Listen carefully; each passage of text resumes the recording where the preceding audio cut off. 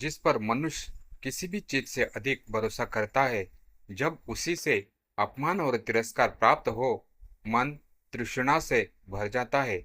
एकदम मर जाने की इच्छा होने लगती है। इसे शब्दों में बता सकना संभव नहीं। दिलीप ने हेमा को पूर्ण स्वतंत्रता दी थी। वह उसका कितना आदर करता था, कितनी आंतरिकता से वह उसके प्रति अनुरक्त था। बहुत से लोग इसे अति कहेंगे। इस पर भी जब वह हेमा को संतुष्ट न कर सका और हेमा केवल दिलीप के उसकी सहेली के साथ दूसरे शो में सिनेमा देख आने के कारण रात भर रोटी रहकर सुबह उठते ही माँ के घर चली गई, तब दिलीप के मन में सूक्ष्म का अंत न रहा। सितंबर का अंतिम सप्ताह था। वर्षा की ऋतु बीत जाने पर भी दिन भर पानी बरसता रहा। दिलीप बैठक की खिड़की और दरवाजे पर पर्दे डाले बैठा था। तृष्णा और ग्लानि से समय स्वयं यातना बन जाता है। 1 मिनट गुजरना मुश्किल हो जाता है। समय को बीतता न देख दिलीप खींच कर सो जाने का यत्न करने लगा। इसी समय जीने पर से छोटे भाई के दम दम उतरते चले आने का शब्द सुनाई दिया। अलसाई हुई आंखों को आधा खोल उसने दरवाजे की ओर देखा। छोटे भाई ने पर्दे को हटाकर पूछा, भाई जी, आपको कहीं जाना न हो तो मैं मोटरसाइकिल ले जाऊं? इस विघ्न से शीघ्र छुटकारा पाने के लिए दिलीप ने हाथ के इशारे से उसे इजाजत दी। आंखें बंद कर ली। दीवार पर टंगे ब्लॉक ने कमरे को गुंजाते हुए 6 बज जाने की सूचना दी। दिलीप को अनुभव हुआ, क्या वह यूं ही कैद में पड़ा रहेगा? उठकर खिड़की का पर्दा हटाकर देखा, बारिश थम गई थी। अब उसे दूसरा भय हुआ, कोई आ बैठेगा और अप्रिय चर्चा चला देगा। वह उठा, भाई की साइकिल ली, गली के कीचड़ से बचता हुआ और उससे अधिक लोगों की निगाहों से छिपता हुआ वह मोरी दरवाजे से बाहर निकल शहर की पुरानी फसीले के भाग से होता हुआ मेंटो पार्क जा पहुंचा। उस लंबे चौड़े मैदान में पानी से भरी घास पर पछवा के तेज झोंकों में टिटरने के लिए उस समय कौन आता? उस एकांत में एक बेंच के सहारे साइकिल खड़ा कर वह बैठ गया। सिर से टोपी उतार बेंच पर रख दी।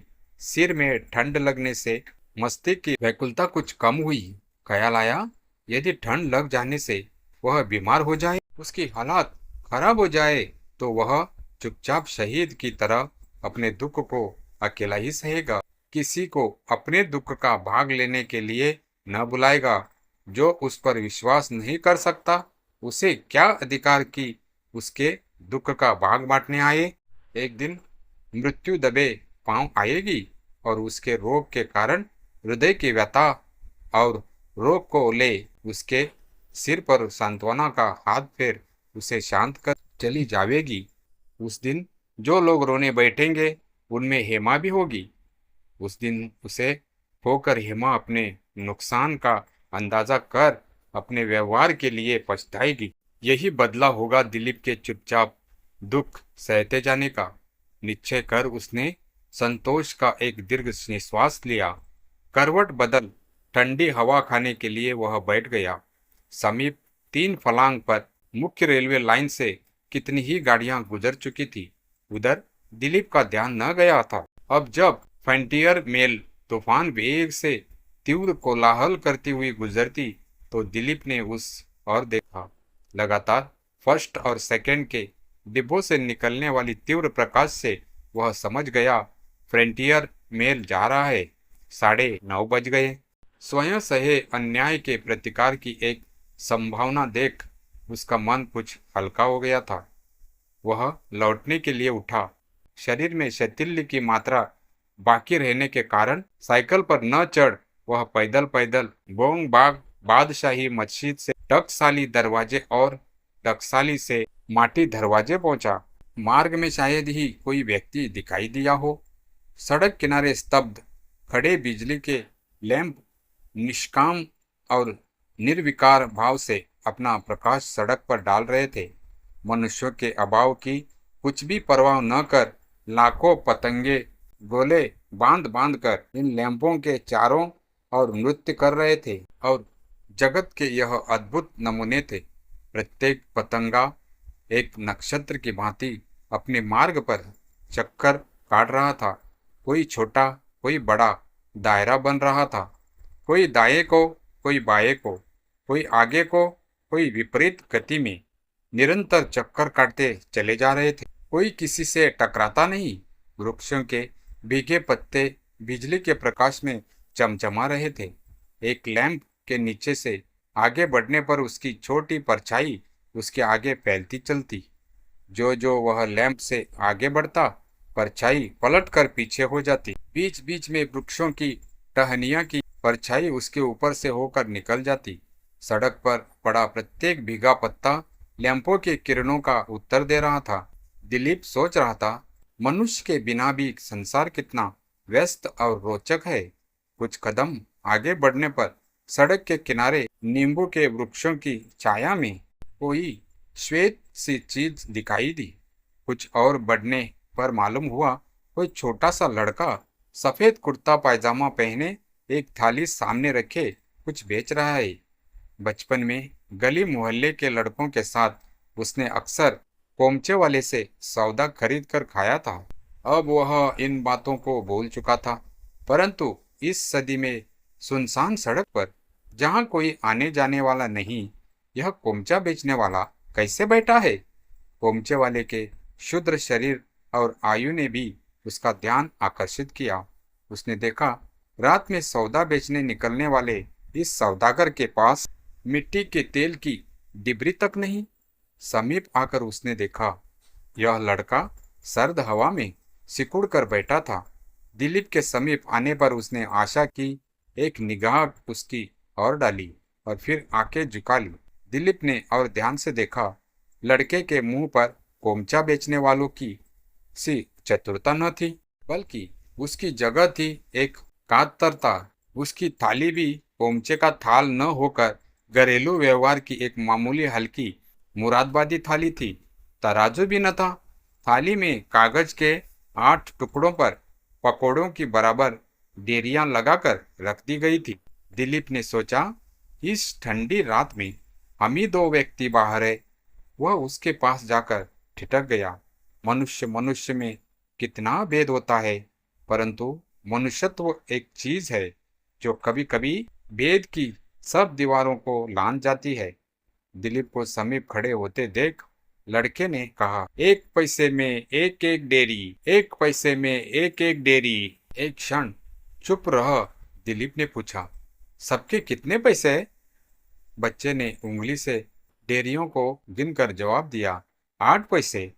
दिलीप ने केवल बात बढ़ाने के लिए पूछा, कुछ कम नहीं लेगा? सौदा बिक जाने की आशा से जो प्रफुल्लता बालक के चेहरे पर आ गई थी, वह दिलीप के इस प्रश्न से उड़ गई। उसने उत्तर दिया, मां बिगड़ेगी। इस उत्तर से दिलीप द्रवित हो गया और बोला, क्या पैसे मां को देगा? बच्चे ने हामी भरी। दिलीप ने कहा, अच्छा सब दे दो। लड़के की व्यस्तता देख दिलीप रुमाल निकालकर दे दिया और पकोड़े उनमें बांधवा दिए। 8 पैसे का कोमचा बेचने जो इस सर्द में निकला है, उसके घर की क्या अवस्था होगी? यह सोचकर दिलीप सिरह उठा। उसने जेब से 1 रुपया निकाल लड़के की थाली में डाल दिया। रुपये की खनखनाहट से वह सुनसान रात गूंज उठी। रुपये को देख लड़के ने कहा, मेरे पास तो पैसे नहीं है। दिलीप ने पूछा, तेरा घर कहाँ है? पास ही गली में है, लड़के ने जवाब दिया। दिलीप के मन में उसका घर देखने का कुतूहल जाग उठा। बोला, चलो मुझे भी उधर से ही जाना है, रास्ते में तुम्हारे घर से पैसे ले लूंगा। बच्चे ने घबरा कर कहा, पैसे तो घर भी न होंगे। दिलीप सुनकर सिरा उठा। लड़का खाली थाली को छाती से चिपटा आगे आगे चला और उसके पीछे बाइसिकल को थामे दिलीप ने पूछा, तेरा बाप क्या करता है? लड़के ने उत्तर दिया, बाप मर गया है। दिलीप चुप हो गया। कुछ और दूर जा उसने पूछा, तुम्हारी माँ क्या करती है? लड़के ने उत्तर दिया, माँ एक बाबू के यहाँ चौका बर्तन करती थी, अब बाबू ने हटा दिया। दिलीप ने पूछा, क्यों हटा दिया बाबू ने? लड़के ने जवाब दिया, माँ 2.5 रुपया महीना लेती थी। जगतू की माँ ने बाबू से कहा कि वह 2 रुपये में काम कर देगी, इसीलिए बाबू की घरवाली ने माँ को हटाकर जगतू की माँ को रख लिया। दिलीप फिर चुप हो गया। लड़का नंगे पैर गली की कीचड़ में कीचड़ करता चला जा रहा था। दिलीप को कीचड़ से बचकर चलने में असुविधा हो रही थी। लड़के की चाल की गति को कम करने के लिए दिलीप ने फिर प्रश्न किया, तुम्हें जाड़ा नहीं मालूम होता? लड़के ने शरीर को गर्म करने के लिए चाल को और तेज करते हुए उत्तर दिया, नहीं। दिलीप ने फिर प्रश्न किया, जगतू की माँ क्या करती थी? लड़के ने कहा, जगतू की माँ स्कूल में लड़कियों को घर से बुला लाती थी। स्कूल वालों ने लड़कियों को घर से लाने के लिए मोटर रख ली है, उसे निकाल दिया। गली के मुंह पर कमेटी का बिजली का लैंप जल रहा था। उसके ऊपर की मंजिल की खिड़कियों से भी गली में कुछ प्रकाश पड़ रहा था। उससे गली का कीचड़ चमक कर किसी कदर मार्ग दिखाई दे रहा था। संकरी गली में एक बड़ी खिड़की के आकार का दरवाजा खुला था। उसका धुंधला लाल सा प्रकाश सामने पुरानी ईंटों की दीवार पर पड़ रहा था। इसी दरवाजे में लड़का चला गया। दिलीप ने झांक कर देखा, मुश्किल से आदमी के कद की ऊंचाई की कोठरी में जैसी प्राय शहरों में ईंधन रखने के लिए बनी रहती है। धुआं उगलती मिट्टी के तेल की एक डिबरी अपना धुंधला लाल प्रकाश फैला रही थी। एक छोटी चारपाई जैसे कि श्राद्ध में महाब्राह्मणों को दान दी जाती है, काली दीवार के सहारे खड़ी थी। उसकी पाये से एक मैले कपड़े लटक रहे थे। एक क्षीणकाय आधी उम्र की स्त्री मैली सी धोती में शरीर लपेटे बैठी थी। बेटे को देख स्त्री ने पूछा, सौदा बिका बेटा? लड़के ने उत्तर दिया, हाँ माँ, और रुपया माँ के हाथ में देकर कहा, बाकी पैसे बाबू को देने हैं। रुपया हाथ में ले माँ ने विस्मय से पूछा, कौन बाबू बेटा? बच्चे ने उत्साह से कहा, बाइसिकल वाले बाबू ने सब सौदा लिया है, उसके पास छुट्टे पैसे नहीं थे, बाबू गली में खड़ा है। घबराकर माँ बोली, रुपये के पैसे कहाँ मिलेंगे बच्चा? सिर के कपड़े को संभाल दिलीप को सुनाने के अभिप्राय से माँ ने कहा, बेटा रुपया बाबूजी को लौटाकर घर का पता पूछ ले, पैसे कल ले आना। लड़का रुपया ले दिलीप को लौटाने आया। दिलीप ने ऊंचे स्वर से कहा ताकि माँ सुन ले, कहा, रहने दो रुपया, कोई परवाह नहीं, फिर आ जाएगा। सिर के कपड़े को आगे खींच स्त्री ने कहा, नहीं जी, आप रुपमा लेते जाइए, बच्चा पैसे कल ले आएगा। दिलीप ने शर्माते हुए कहा, रहने दीजिए, यह पैसे मेरी तरफ से बच्चे को मिठाई खाने के लिए, रहने दीजिए। स्त्री नहीं नहीं करती रह गई। दिलीप अंधेरे में पीछे हट गया।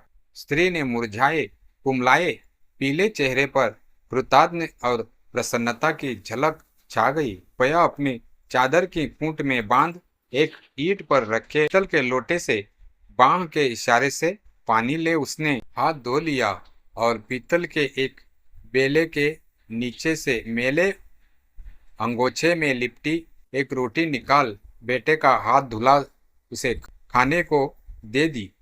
बेटा तुरंत ही कमाई से पुलकित हो रहा था, मुंह बना रहा था। रूखी रोटी?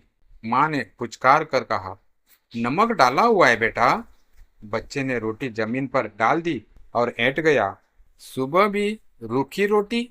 हाँ, रोज रोज रूखी। हाथ आंखों पर रख बच्चा मुंह फैलाकर रोना ही चाहता था।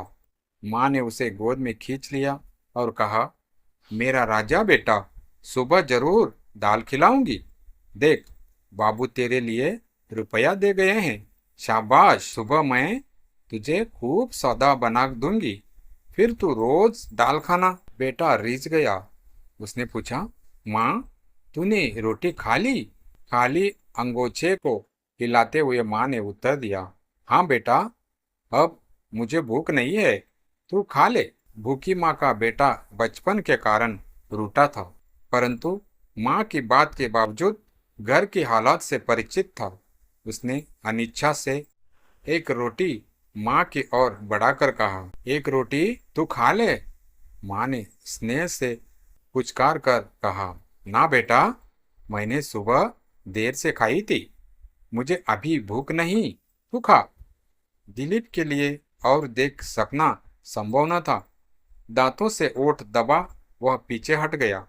मकान पर आकर वह बैठा ही था, नौकर ने दो भद्र पुरुषों के नाम बताकर कहा, आए थे, बैठकर चले गए। खाना तैयार होने की सूचना दी। दिलीप ने उसकी ओर बिना देखे ही कहा, भूख नहीं है। उसी समय उसे लड़के की माँ का भूख नहीं कहना याद आ गया। नौकर ने विनीत स्वर में पूछा, थोड़ा दूध ले आऊं? दिलीप को गुस्सा आ गया। उसने विद्रूप से कहा, क्यों? भूख न हो तो दूध पिया जाता है? दूध ऐसी फालतू चीज है।